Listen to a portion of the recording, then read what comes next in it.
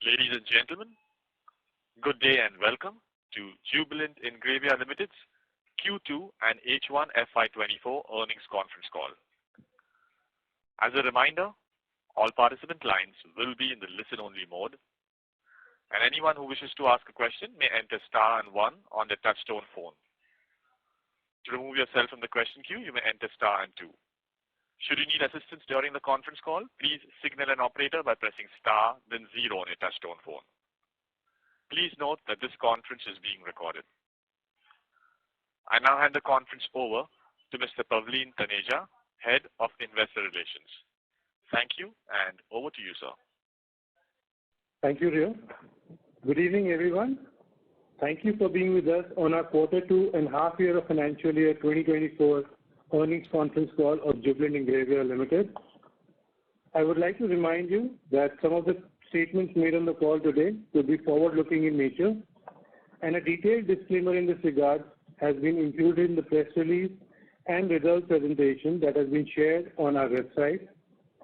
On the call today, we have Mr. Shyam Bhartia, Chairman, Mr. Hari Bhartia, Co-Chairman, Mr. Deepak Jain, CEO and Managing Director, Mr. Prakash Chandra Base, CFO, Jubilant Ingrevia Limited, and Mr. Arvind Chokhani, Group CFO, Jubilant Bhartia Group. I now invite Mr. Shyam Bhartia to share his comments. Over to you, sir. Thank you, Pavleen. A very good evening to everyone. Thank you for joining us on Q2 and half year of financial 2024 earnings conference call of Jubilant Ingrevia Limited. We are pleased to announce a stable business performance in Q2 and H1 FY24 amidst the challenging market conditions. Let me first take you through an overall micro trends. Globally, we see following trends in the life science business. In agrochemical sector, we have witnessed reduced volumes of the actives in the global market due to continued destocking of inventory. Globally, prices are depressed due to increased supply from China at a very low prices since the lifting of COVID restrictions. This has put pressure on our agrochemical intermediate business on both volume and prices. In pharmaceutical end-use segment, demand remains stable, and we are witnessing a good growth in our segments aligned to this sector. In segments like food, cosmetic, and FMCG, demand for our products remains strong. In these segments, we are present through our vitamins and other ingredients.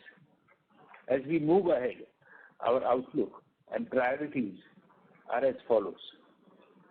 Going forward, we strongly believe that the agrochemical segment should improve in H1 next year with some green shoots in Q4 FY24. We remain confident of serving agrochemical sector with international agrochemical companies trying to diversify their supply chain with China plus one strategy. We are seeing many new inquiries and currently under discussions with few of the agrochemical companies for meeting their long-term requirements. We will continue to invest in this sector in view of the advanced discussions with some of our customers. Indian market fundamentals remain strong with growth driven by domestic consumption across sectors except for agrochemical sector, which is undergoing tough challenges in line with global trends. We continue to focus on pharmaceutical sector with both existing and new clients in order to increase our presence. We will increase our presence for supply of ingredients in food and cosmetic sectors through investments already underway. Our input cost front, we have witnessed softening of coal prices during the quarter, leading to improvement in energy cost. We remain committed to deliver structured growth in future in line with our defined CAPEX plan. We are pleased to welcome Deepak Jain as CEO and Managing Director of the company, who assumed office on 1st October 2023. I now hand over to Deepak to discuss about the business in detail, and wishing all of you a very happy festive season and Diwali. Thank you. Thank you, Mr. Bhatia. A very good evening to all of you. At the outset, I would like to thank you all for joining us today for our Q2 and half-year FY24 investor call of Jubilant Ingrevia Limited. Let me now take you through the overall business and financial performance along with key highlights of the company for the second quarter of FY2024. I'm happy to report that share of specialty chemicals and nutrition and health solutions business in the overall mix of our revenue continued to increase at 53% in Q2 FY24, vis-a-vis 43% in Q2 of FY23. The demand traction for specialty chemicals business from CDMO and pharmaceuticals end-use customers has been healthy. However, demand from agrochemical customers is facing headwinds due to continued excess channel inventory in the system. The nutrition and health solutions business segment performance was stable as we saw stable volumes and improved realization in both nutrition and health ingredients business and animal nutrition and health solution business. In the chemical intermediate business segment, revenue during the quarter was lower due to lower price realization of acetic anhydride as well as ethyl acetate on the back of lower acetic acid prices. On the customer front, we are getting good traction with several customers across acetyl and specialty chemicals business for long-term contracts. In the CDMO business, we have a healthy pipeline across pharma, fine chemicals, and semiconductor chemicals for long-term contracts. Our major capex projects are on track. The new acetic anhydride plant in Bharuch has been stabilized, and the agroactives intermediate plant is on track for Q4 FY24 commissioning. On the energy cost front, our plans to reduce overall energy supported by lower coal prices have started bearing fruit, both at generation as well as at consumption front. On the back of all of the above, despite the challenging markets in the last quarter, our overall EBITDA and margins have improved sequentially. As we move into Q3, we are also initiating Project Lean, which will help us in making the organization leaner and more agile by taking efficiencies in our overheads. Let me now take you through the updates on all our three businesses segments individually. I'll start with the specialty chemicals business. During the quarter, the specialty chemicals business segment witnessed sequential EBITDA growth owing to better product mix, higher sales contribution coming from pharma, consumer, and industrial end-use segments, including our CDMO customers. Our CDMO business witnessed positive traction during the quarter. We had multiple new projects which are currently in their early phase pipeline.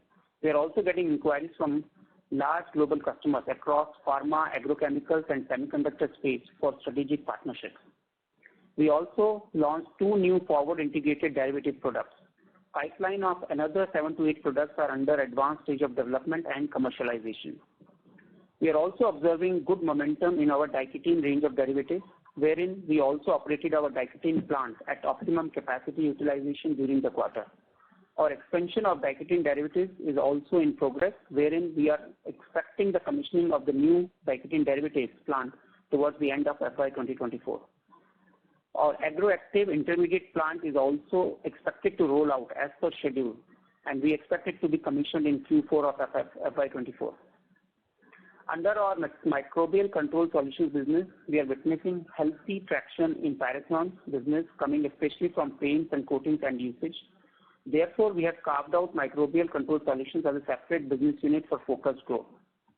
We are also expanding production capacity of pyrethrons, wherein we augmented the ZPTO active manufacturing capabilities in our Ambernath production facility. Finally, given the closure of plant from one of our competitors in pyridine and picoline, we have now become the only non-Chinese and world's largest producer of pyridine and beta globally. We have already started to receive a few inquiries from new customers due to this development. I will now move on to nutrition and health solution business. During the quarter, revenue and EBITDA within the segment grew on year-on-year basis, primarily led by stable demand and improved pricing in major products.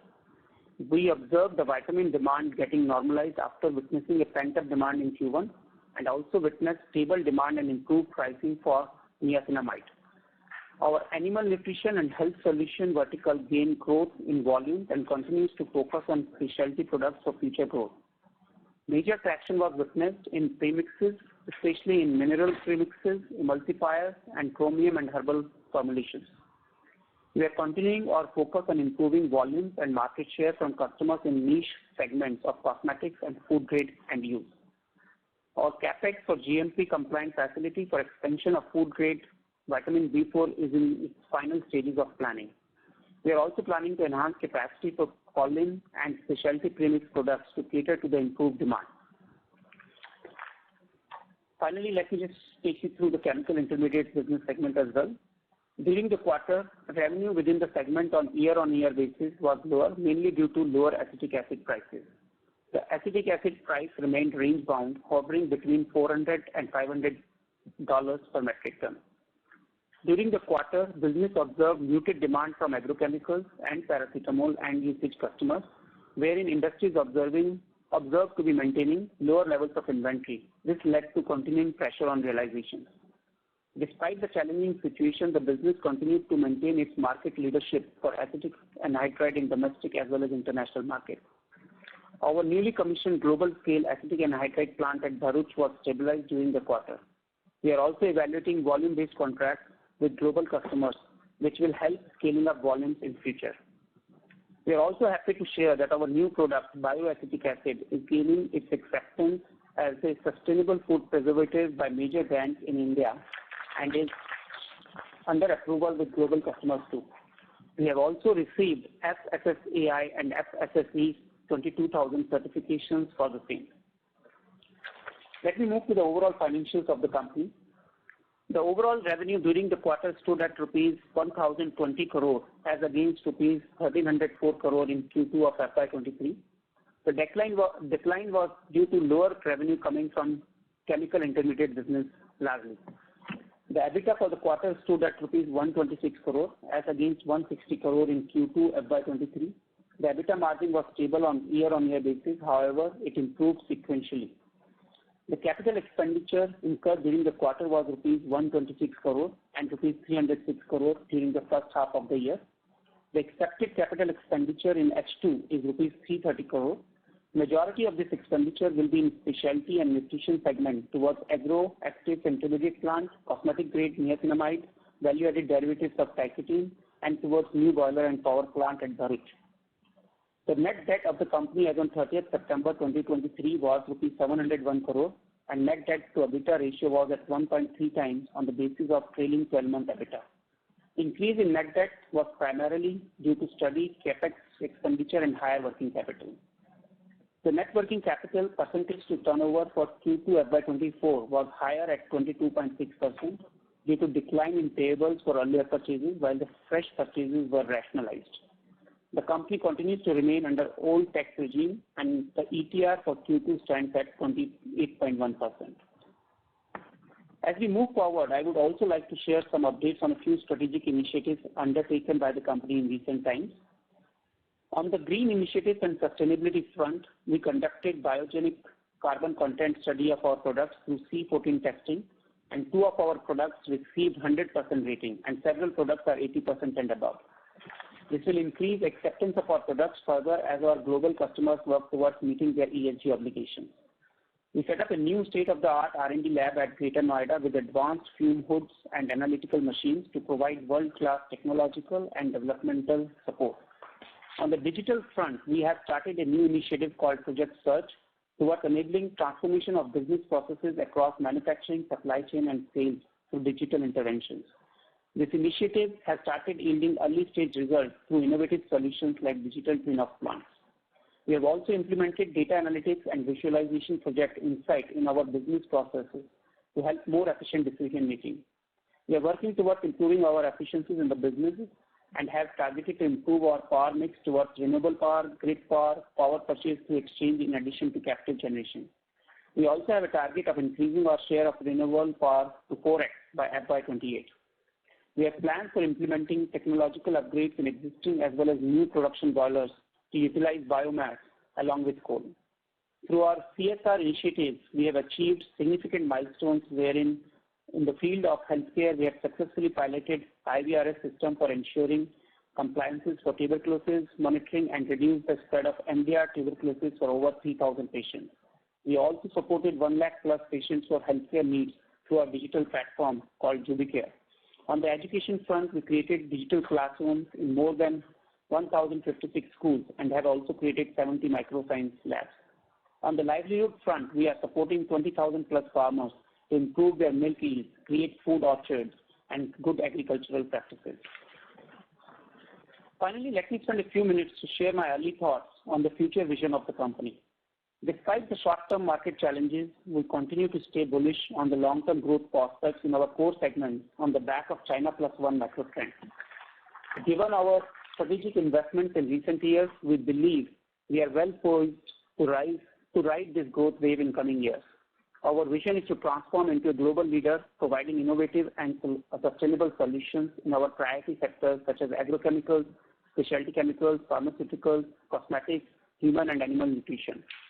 As we embark on this journey, I see 6 pillars of our growth roadmap, namely customer centricity, safety, innovation and technology, world-class operations, ESG, and people focus. In the coming months, we will detail out our strategy further across our key businesses based on the above 6 pillars and start rolling it out. With this, I would like to conclude our opening remarks. We'll now be happy to address any questions that you may have. But before I close, I would like to wish you all a very happy Diwali and rest of the festive season. Thank you very much. We will now begin the question and answer session. Anyone who wishes to ask questions may press star and 1 on the touchtone telephone. If you wish to remove yourself from the question queue, you may press star and 2. Participants are requested to use handsets while asking questions. Ladies and gentlemen, we will wait for a moment while the question queue assembles.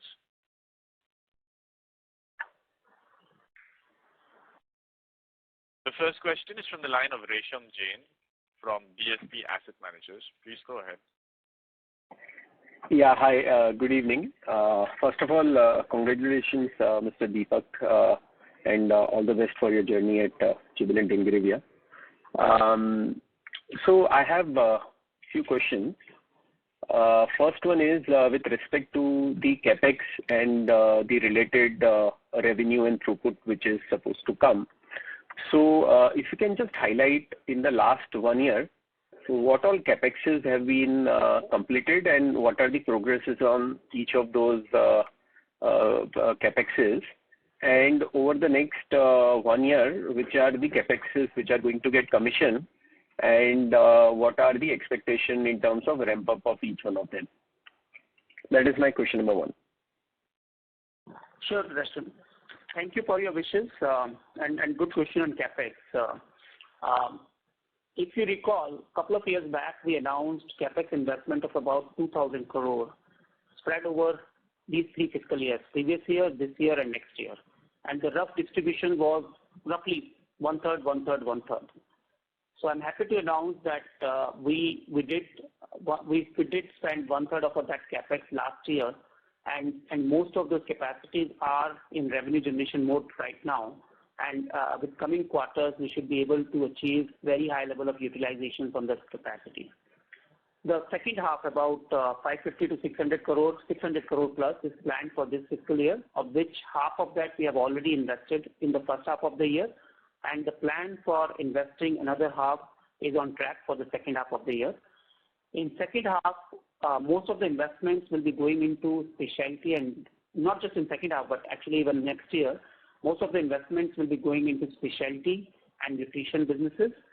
In second half of this year, the main investments are going to be in diketene derivatives, our agro intermediate plant, as I said in my opening speech, which will be ready to be commissioned by Q4, and a few other derivatives that we are doing. We are also investing in a boiler to improve our overall power cost, which will also come up by Q4 of this year. Okay, so in terms of, let's say, the unrealized revenue from capex which has already been commissioned, based on the current, let's say, realization, if you can help that what kind of further revenue can come from projects which has already been commissioned, and whatever capex we are planning, which already has been, let's say, board has approved, what incremental revenue can come from that? So I will answer that, Risham, by giving a couple of examples, of course, without getting into the specifics, which I should not. But the plants which got commissioned last year are already operating anywhere between 50 to 75% of capacity utilization. And we are very hopeful, obviously, with a little bit of slowdown in the market, it may take a few additional months for the capacity to fill up, but we are very hopeful that by let's say Q1 of next year, most of those plants will be operating at a higher level of utilization. The capacity which is coming up this year, obviously, is in early stages. Will take the normal ramp-up time which any plant of these scales will take, let's say, 6 to 12 months to get traction and then move to higher level of utilization. Okay. I was asking more from asset turn perspective. 600 crores capex would give what kind of revenue is what I was just trying to understand. So Resham, this is Prakash. So this year, if you see our overall revenue, because the acetic acid prices came down significantly, and because of that, the chemical intermediate revenue is significantly lower. But if you would see, we are on the run rate to maintain the last year's level. So we are able to do that because all the new plants have started producing and adding to the revenue. So whatever revenue came down because of the lower acetic acid price, that is being led by the revenue generated from the new plants. This is how the revenue is balancing. Okay. One last question and then I'll come back in the queue. This is with respect to overall margins. We have seen sequential improvement in margins since Q4 now. So should one expect to see this sequential improvement even in the coming quarters? Because our earlier margin profile used to be like 15-16%. How should one think about margins, let's say, going forward? Because Q2 seems to be the worst quarter from a demand perspective for a lot of agrochemicals and all. So just your thoughts around it. So Risham, as you would have observed, the margin improvement, a lot of it is driven by increase in our specialty chemical business contribution into the business, which has reached 55% at EBITDA level in this quarter. We are hopeful that the specialty chemical business will continue to increase and given the product line we have, which are mostly on high value product category side, we are hopeful that the margin profile for that segment will continue to increase and will contribute positively to the overall EBITDA margin. However, on the chemical intermediate business side, as I explained, there is some volatility. So the overall EBITDA profile will be dependent on that as well. But at least from specialty chemical contribution perspective, we expect the EBITDA margin to continue to increase. Okay. Thank you. Thank you. Before we take the next question, in order that the management is able to address questions from all participants in the conference, we request participants to please limit your questions to 2 per participant. We take the next question from the line of Nitesh Dhoot from Dolat Capital. Please go ahead. Hi team, good evening. Deepak ji, welcome on board and best wishes for the future. So my first question is on the Pyrethrons business. If you could just elaborate, just give some more color on that and the investments that are being envisaged there and the business potential. Ritesh, your voice is little deep. Repeat the question, please. Okay. Sir, is this any better? I understood the question. You're asking about Pyrethrons, right? Yes, sir. Okay. Thank you for the welcome, Nitesh. So Pyrethrons is a biocide which comes out from a product where we are backward integrated. So we have an inherent advantage in that product, and we believe we are the lowest cost producer of that product today in the world with all the optimization work that our teams have done.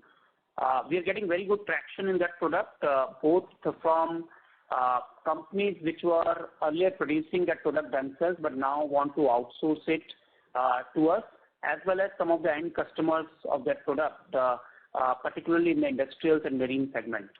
And we have a facility in one of our plants in Ambernath where we have expanded the capacity already. We are hoping as we fill up that capacity with the momentum and traction we are already getting, we may need to expand capacity further in coming years. But at an overall level, the traction is very good, and it's a reasonably strong and stable demand in the industrial and marine segment for pyrothans.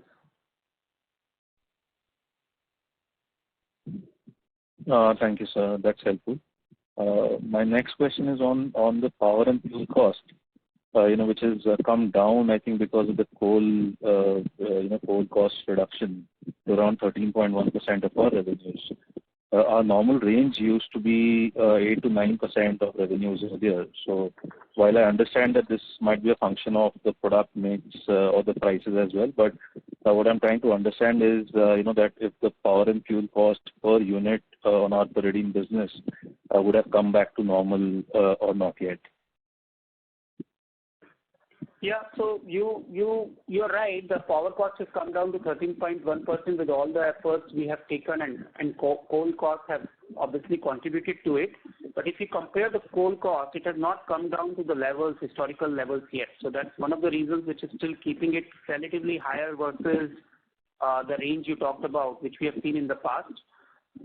Secondly, obviously our product mix is also changing, and as a result, in some of the products, we may not use the same benchmark which we have used in the past, Nitesh.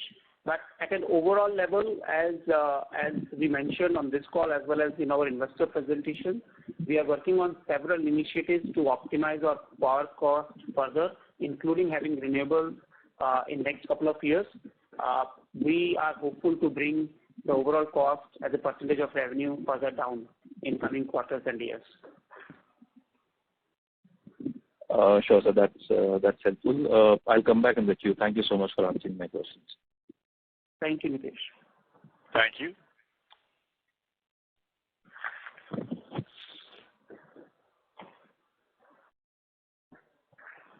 The next question is from the line of Rohan Gupta from Nuvama. Please go ahead.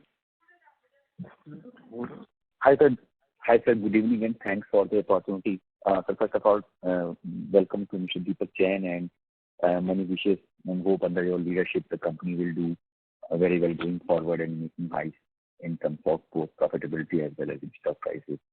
That's what our expectation is. So coming to our question, so first, if you can give some reason for sharp increase in employee costs for the current quarter or from the previous quarter. Yeah. Rohan, thank you for the welcome. Obviously, that jumps out very clearly in the P&L, the employee cost. There are two main reasons. One is, as you know, and as Resham also asked, we have been investing in the business and building a capacity for new products and projects, and we have been hiring in anticipation of demand on those projects and for those products. So we have obviously built up an organization which is supposed to serve certain level of revenue, which due to softness in demand in the market in last 2 quarters has impacted our revenue, and revenues are below the projections we had in mind, and as a result on percentage basis, the cost seems to be jumping up. And one of the major difference there is the chemical intermediate business, where revenues have come down in line with acetic acid prices, which obviously, while the volumes have increased versus last year on acetic anhydride, that jump is purely price driven. So these two factors from a denominator perspective, but also generally in May, June we do the appraisals for our employees, and that's when we have given increments as well. So there is a one-time hit which has come because of that as well. So those are the two factors. Having said that, given where the market is today, as I mentioned in my opening speech, we have launched a project called Project Lean, which is focused on looking at every part of our overheads closely in coming weeks, and wherever we feel we can optimize our overheads or stagger it further, we'll do it, and hopefully bring this cost in line with historical benchmark over the next couple of quarters. So there is some element of one-off in the current quarter, which you mentioned, and can you quantify a little bit if possible? So Rohan, what Deepak was explaining was that increments are effective from Q2 in our case. So the impact of increment was there, and most of our plants started operating, new plants started operating towards the Q1. So the cost of those plants also started adding to the personnel cost. So this is a normalization basically. So Q2 is, I mean, okay. Correct. Yes, with time and scale. Yeah. Yeah. So second question, as you have mentioned that definitely global FCAM industry is witnessing some weakness and you are expecting some green shoot maybe in Q4 and recovery in H1 next year. However, we are in a very critical time right now when many of our agrochemical intermediates plants are supposed to commission by Q4. I mean, over next 2 to 3 quarters, they're supposed to commission. How that business, I mean, agro-active or you can say active ingredient business is going to be impacted in terms of the commissioning of new plants, any delays, any pushback from the customers on those intermediates? Yeah. So, Rohan, at least from plant capacity perspective, everything's on track, as I said earlier. So our plants will come up in Q4. Secondly, even as per the original plan, there was a certain ramp up we had assumed for that product. We have 3 or 4 products which are going into production immediately, and we will start supplying to the customers in relatively smaller quantities as per the original plan. So we have not seen any impact on those quantities as of yet. Having said that, there is a certain time which any new plant takes to fill up the capacity, and we are hoping with time we will fill it up.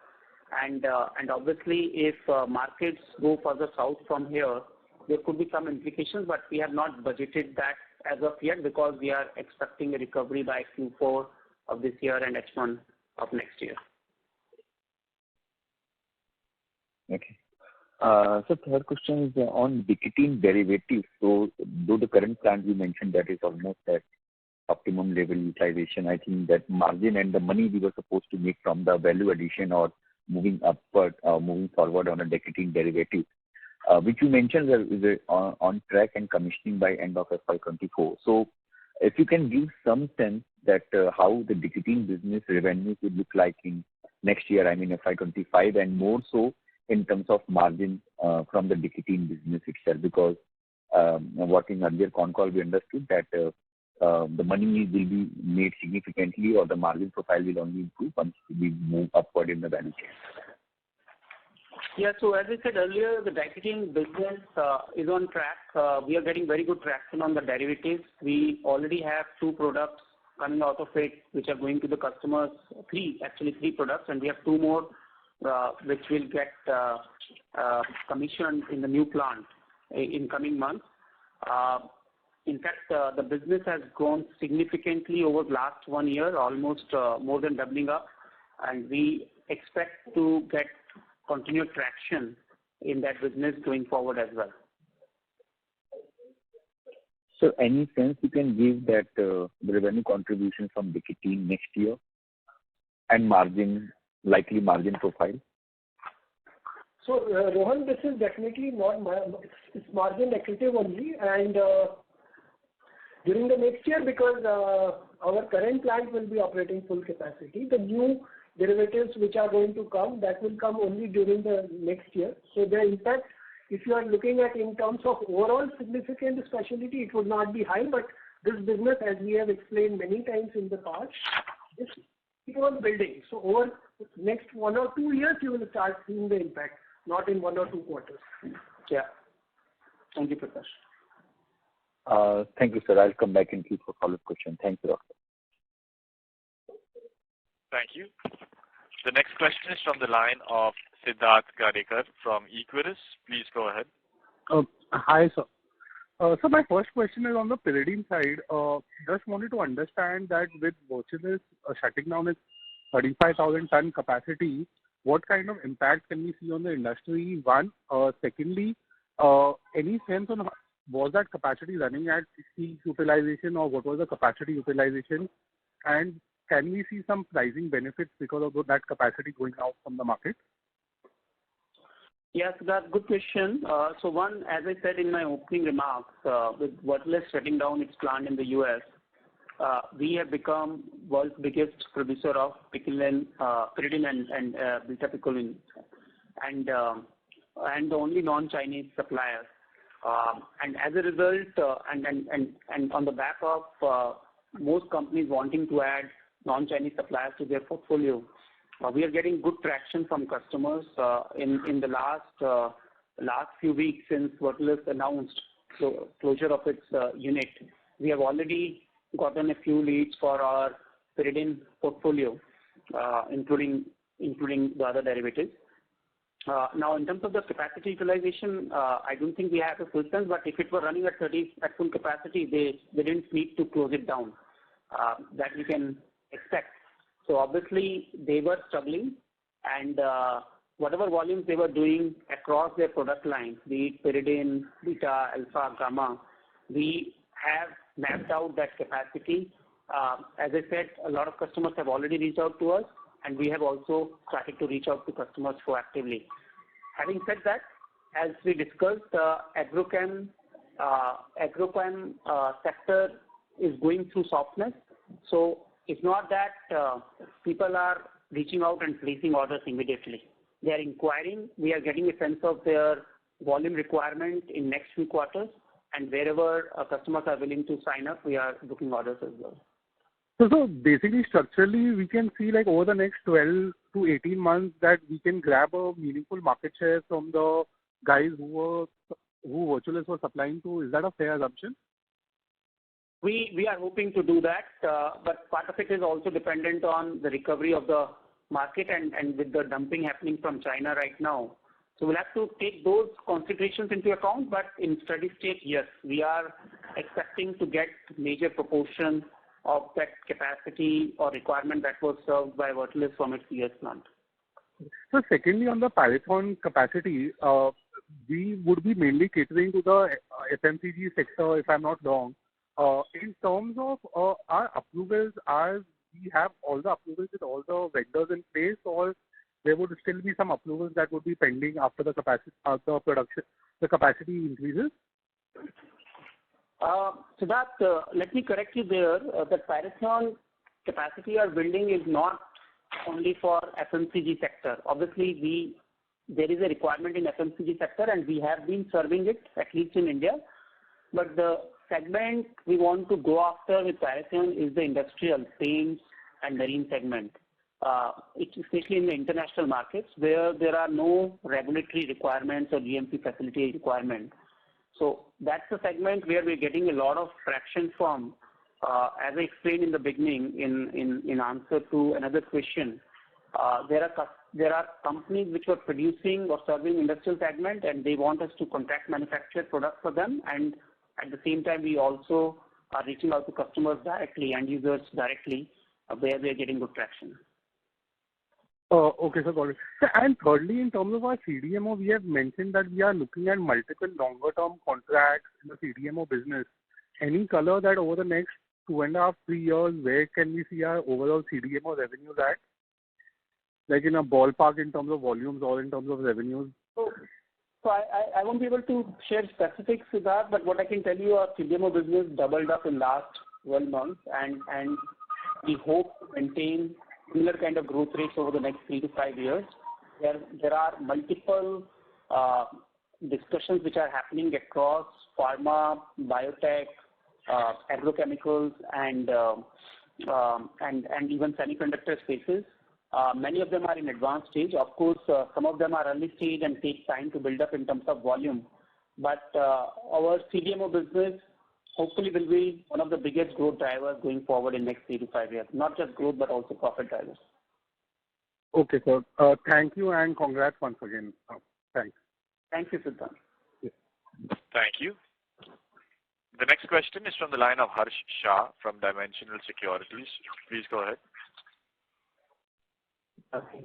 Could you help us with volume growth across all the three segments for this quarter and half year? Harsh, you're asking about volume growth by businesses, is it? Your voice was not clear. Yes. Volume growth across all the three segments.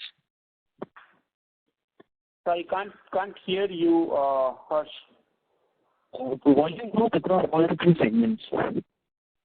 Volume growth. So Harsh, we believe that you are asking about the volume growth of three segments.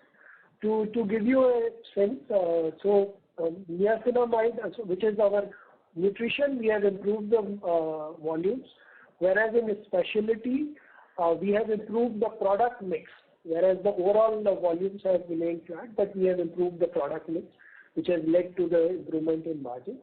And in chemical intermediates, our volumes have come down slightly because we have rationalized the sale of ethyl acetate. Okay. And I just wanted to understand on the capacity utilization front. So including the old capacity plus the facilities that we would have set up in last year and a half, what would be the blended capacity utilization for us? Harsh, your voice is very bad. It's hard to understand your question. Harsh, if you're on a handset, request you to use the handset. Yes. So my question is, can you give us data on capacity utilization across all our plants? No, Harsh, we won't be able to share the utilization levels across plants. But as I said in the beginning, our existing plants anyway are running at high capacity. The new ones we created last year have already reached 50 to 75%. No, the purpose of this question is since FY22, when we undertook this expansion, we have spent around 1,200 crore. But since then, our revenue has remained almost steady. In fact, has come up by 600 crore. While partially I understand that lower realization of acetyls has contributed to it. But back then, our target was to double the revenue from FY22 base. But we have already incurred 1,200 crore of capex and only around 900 crore left from here on. Just wanted to understand, do we still stick with that 2 kinds of revenue guidance? So, Harsh, as I explained earlier, first of all, we haven't done 1,200 crore yet. We spent 600 crore last year. The full potential revenue that can come out of that capacity is 1,000 crore plus, adjusted for some of the decline in acetic anhydride price. And we are on track to reach there over the coming quarters as markets bounce back. We are creating another 600 crore worth of capacity this year, which again, as I explained earlier, in another 12 months plus, we should be able to, after creating that capacity, we should reach full potential. Now, the revenue will of course follow and got slightly delayed given softness across particularly agrochemical sector and our chemical intermediates portfolio. Thank you. Thank you. The next question is from the line of Dhruv Muchal from HDFC Asset Management. Please. Yeah, thank you so much. So for the anhydride business, you mentioned that you're looking for long-term contracts or probably contracting nature businesses there. So is this a new trend or this was already, such kind of contracts were already part of this business? No, so I think, yes, relatively, and it's not that we have not been focusing on contractual arrangements there. Obviously, the contracts in acetyl business are very different from the kind of contracts we are doing in CDMO business, where we have pricing formula and there is still volatility in the markets. But we have at least 3 to 4 big customers in Europe with whom we have contractual arrangements now. And in India also, some of the paracetamol customers, we have long-term contracts with them based on some pricing formula. At an overall level, I think 60 to 65% of our business is based on these long-term contracts in acetic anhydride. Okay. So this was always the case. I mean, 60-65% was always contracted for this kind of business. It has increased over the years, particularly as we started expanding into exports in European markets, where customers are willing to have this at least annual contractual arrangements, if not 2 or 3 year long contractual arrangements. Okay. Sure. Thank you. And the second question was on the nutrition business. So it seems the revenues have recovered reasonably, but the EBITDA on an absolute basis still seems a bit low. So just trying to understand, there's some RM pressure or some pricing pressure? So just some thoughts there, please. Yeah, no, nutrition, as I think you guys will remember, last year was a bad year from a volume perspective. The markets have come back since then. Q1 was a lot of pent-up demand. Q2 has started to stabilize. But at the same time, there is pressure from China on pricing. 1 or 2 players in China have been aggressive in the market, especially in the last quarter and then even in current quarter. So because of which the margin obviously comes under pressure. But as markets come out of it in coming 1 or 2 quarters, we hope the margins will stabilize. Got it. Sure. Thanks, and all the best. Thanks. Thank you. The next question is from the line of Rohit Nagraj from Centrum Broking. Please go ahead. Yeah, thanks for the opportunity. So first question is, in terms of revenues, how much percentage of our revenues actually is derived from the agrochemical sector?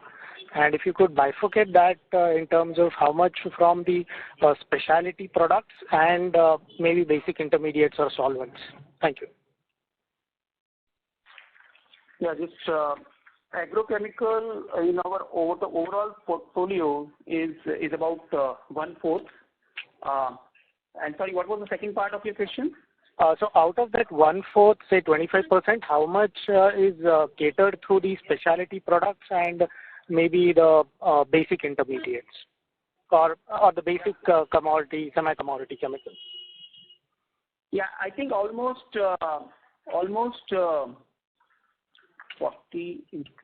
Yeah, it's you can assume a significant portion of agrochemical business is coming from specialty, and that portion is only growing.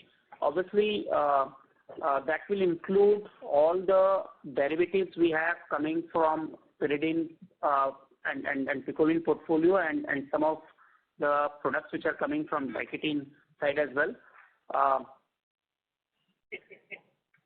Right, and this particular segment is likely to be relatively muted over the next couple of quarters. And as I hear from your commentary, the recovery will happen in first half of FY25. So maybe from April onwards. Is that right? Yes, you talk about agrochemicals still, right? Yes, right. Yes, and then that is true. And to your earlier question, almost 2/3 of our agro portfolio is coming from specialty. Right, got it. So second question is in terms of the current softness in demand across product lines. Is there any plan to rejig the capex that we had earlier envisaged, and the one which is not yet put to on the ground? So any thoughts on the same? Thank you. No, I think as I explained earlier, we are on track as per the original plan. We are on track to invest another 1/3 of that 2,000 crore this year and the rest next year. In fact, there are other opportunities which are coming up on the horizon. As I explained, pyrethrons could be one. There are others we are considering.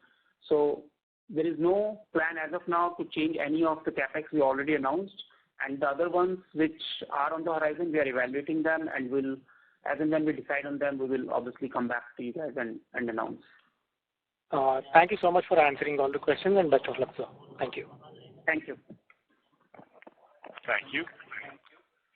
The next question is from the line of Naushad Chaudhary from Aditya Birla. Please go ahead. Hi, thanks for the opportunity. Few clarification. Firstly, on Project Lean, Can you talk specific steps which we are taking here to get the result, and by when we should expect the benefit of this initiative on our numbers? So, Nishad, we are still defining that.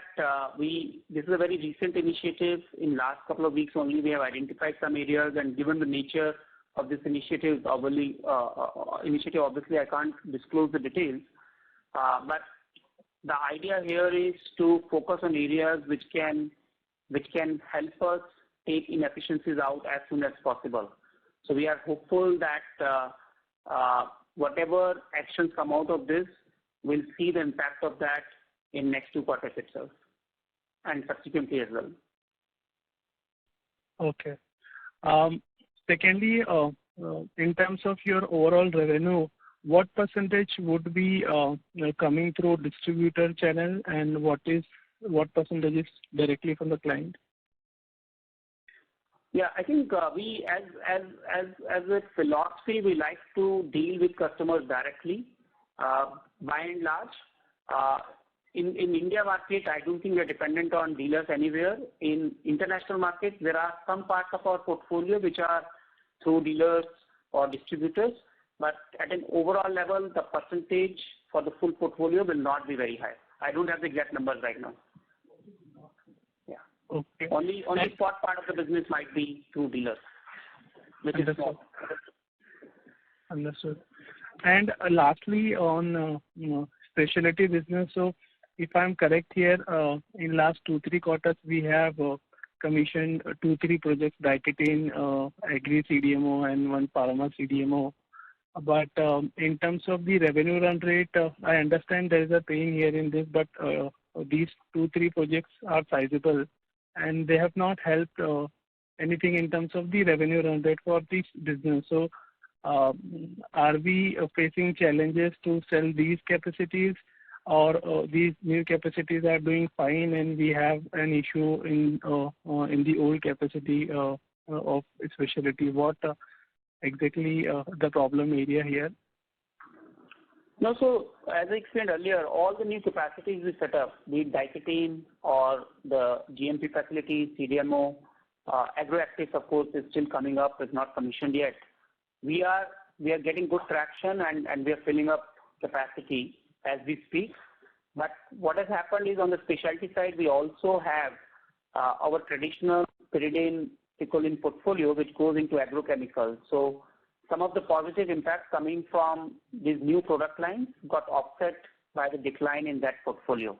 And that you can see in our numbers as well.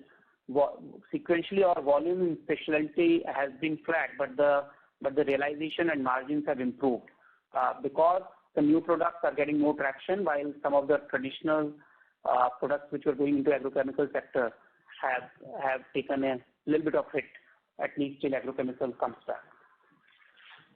So our initial guidance of ramping up of these capacity within 2 to 3 years, do we maintain that guidance, or is there any change in that? By and large, yes. Of course, there could be 1 or 2 quarters delay given what is happening in the market, but by and large, we are still hopeful that we will maintain that revenue trajectory for these new assets. And hopefully the older assets where we are seeing some pressure, like I gave pyridine example, will also start to come back by H1 of next year, so that you can start seeing that upside or upward blip in the revenue which you mentioned. Understood. Yeah, thank you so much. All the best. Thank you. Thank you. The next question is from the line of Gokul Maheshwari from Auriga Capital. Please go ahead. Yeah, thank you for the opportunity. My question is on the industry structure, where one of your products you mentioned that you are the only non-Chinese players there. But if you can just give an overview in terms of what is really happening, because in a tough industry scenario, and you being one of the lowest cost producer across your products, are you seeing more such pressures on your competitors and more industry consolidation happening? That's a good question, Gokul. So there is definitely pressure from China, especially in agrochemicals and parts of our nutrition portfolio. And in some of the products, the Chinese companies are literally dumping products into markets at variable cost or at a marginal higher price than variable cost. So that pressure does exist right now, and as you would have seen, the other results coming out, it's an industry-wide phenomenon right now. So, but we are hoping that this is a short-term and unsustainable situation, which is what we are hearing from our customers as well as we meet them and speak about the future growth scenarios. Okay, thank you. Second is just on the, your broader plan in terms of your capex plan of 2,000 crores and moving the business more towards specialty over the years. If it translates the way you are envisaging, what does this lead to on a return on capital employed basis on a steady state basis? So, Gokul, whatever projects we planned as well as approved in the past and even for future, we internally take a target of 20% ROCE on those projects. So, obviously, with a little bit of blip coming in the market, at one given point, you cannot measure ROCE properly, especially when capacity is still being filled up gradually. But in steady state, we expect the new capacity to give at somewhere around 20% ROCE. Great, sir. Thank you so much. All the best. Thank you. Thank you. The next question is from the line of Rohit Sinha from Sunidhi Securities. Please go ahead. Yeah, thank you for taking my question, sir. So some of my questions are already answered, but one is when we are saying that certain global capacity is shutting down and we are getting inquiries about that. So I believe Chinese player would also be looking at this opportunity to cash in. So even I'm just trying to understand that whether that would put a competition for us, and in order to get the market share or get those customers, do we have to lose some margin on that front? So Rohit, if you're studying this sector, you would probably already know Britain is a product where globally there's already overcapacity, not just now, but for probably decades. And still we have been able to fill up all our capacity on the back of our lowest cost structure and customer relationships. So China had the overcapacity, they will continue to have the capacity. But still, even in the past, we have been able to utilize our assets fully. Secondly, as I mentioned earlier on this call, now that Watlas is closed, we are the only scale and world's biggest remaining non-Chinese player in this segment. And people want to diversify their value chain, supply chain. So they're not going to go to China for 100% of their requirements. And those are anyway, we have been serving most of those customers in the past, and their requirements have only increased on the back of this closure. Secondly, there are new customers which have requirements, always had the requirements, but were buying from Watlas in the past, but are now coming to us with those inquiries. Okay. And any apart from period in any other segments where we are in close, you can say.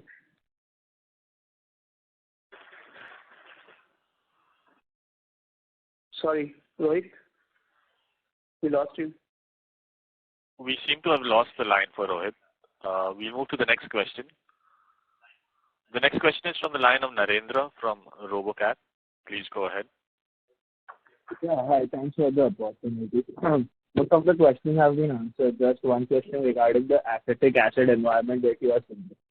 So when do we expect that to normalize? So it depends on what you mean by normalize. The price 2 years back, some people believe was abnormal, right? So the current prices are $400 to $500. There was a one-time spike last month, but we believe $400 to $500 will stay for some more time. So we don't expect it to change significantly in this environment. Okay. So that segment is expected to face pressure in the future, right? Sorry, couldn't hear Narendra clearly. Again, your voice is not clear. Yeah, I was asking that segment is expected to stay under pressure for a little while, right? No, so as I said, we are not seeing pressure on the demand here. It's just a commodity cycle, and the price is range bound in $400 to $500. We are not expecting any further pressure or any increase in near future. Okay, got it. Thanks. All the best. Thank you very much. That was the last question for today. I would now like to hand the conference over to Mr. Pavleen Taneja for closing comments. We thank you all for joining on this call today. We hope we have been able to answer your queries. For any further clarifications, we would request you to get in touch with us. Thank you once again for your interest in Jubilant Ingrevia Limited. Wish you all a very happy Diwali in advance. Thank you. Thank you very much. Ladies and gentlemen, that concludes this conference. Thank you for joining us, and you may now disconnect your lines.